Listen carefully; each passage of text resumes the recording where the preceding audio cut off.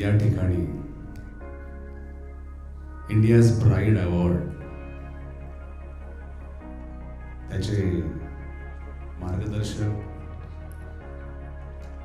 शिल्पी sir यांच्या कार्यक्रमाला आवर्जून सगळे उपस्थित राहिलेले सन्माननीय आदरणीय आमचे वंदनीय अरुण सरजी, शिंदे सरजी, की ज्यांना मराठी चित्रपटसृष्टीतले तरुण अजूनही म्हटलं जातं. मी तुमचे खूप कार्यक्रम पाहिले सर, त्याच्यामध्ये सरांचेही खूप पाहिले. आज मला खूप आनंद वाटतोय की महाराष्ट्राच्या या भूमीवरती आपल्या महाराष्ट्राचे दोन दैवत छत्रपती शिवाजी महाराज जे आपण म्हणतो या संतांची भूमी आणि भारतरत्न डॉक्टर बाबासाहेब आंबेडकर हे दोन नेते होते जे दूरदृष्टी त्यांच्याकडे खूप होती. महाराजांमुळे आज आपण इथे राज्यव्यवस्था जी कशी होती ती आपण इथे बघितलेली आहे. असो तो एक फार मोठा विषय आहे.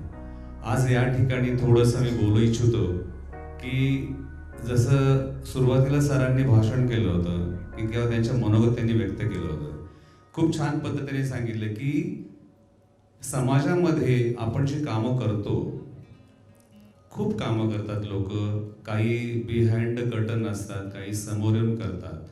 तर सगळ्यांचा यथोचित सन्मान हे होणं फार गरजेचं आहे. कसं आहे की आपण काम करतो प्रत्येक क्षेत्रामध्ये. तर आम्ही राजकीय क्षेत्रामध्ये काम करतो, संगीतामध्ये काम करतो, नाटकामध्ये काम करतो. प्रत्येक ठिकाणी थोडंसं सर कमी जास्त प्रमाणामध्ये ते होत असतं. परंतु काही जणांच्या कामाची दखल घेणं फार गरजेचं असतं.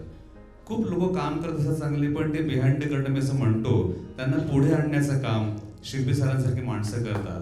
आपण असं म्हणतो की अंधारामध्ये एक लुकलुकणारा दिवा, तो काही सगळं सांगून जातो, थोडासा प्रकाश देतो, पण त्याला उजेडात आणण्याचं काम अशी माणसं करत असतात. अशा माणसांचं मार्गदर्शन लाभतं सगळ्या समाजातल्या लोकांना, कलाकारांना.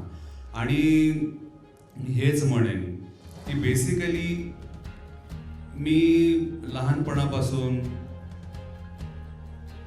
संगीतामध्ये होतो, संगीत क्षेत्रामध्ये होतो, गायन केलं होतं, मी नाटकामध्ये कामं केली होती, दूरदर्शनवरती कामं केली होती. आता सध्या मी सिंगिंगचं करतोय. परंतु सोशल याच्यामध्ये काम करताना ज्यावेळेस 2019 साली कोविडचा विषय आला होता, त्यावेळेस पक्षाच्या माध्यमातून लोक घराच्या बाहेर पडत नव्हते. खूप उपासमार लोकांची झाली.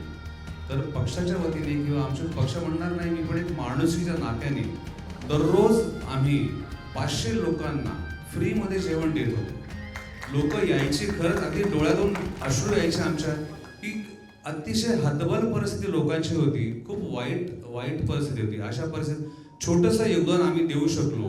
आणि मी सरांना धन्यवाद देऊ शकतो. आमचे मित्र आहेत सुबोधजी, जयवंत भालेकर जे आहेत, आमच्या कविता मॅडम आहेत, आणि जय सर आहेत. त्यांच्या या अशामुळे प्रोत्साहित होतो आम्ही. आणि सरांना विनंती करेल की असंच तुम्ही लोकांना प्रोत्साहित करा की जेणेकरून त्यांचे गुण तुमच्या समोर येतील आणि तुमच्या समोर उभे राहतील. आणि तुमच्या आशीर्वादाची गरज आहे. Thank you very much. खूप छान. थँक्यू.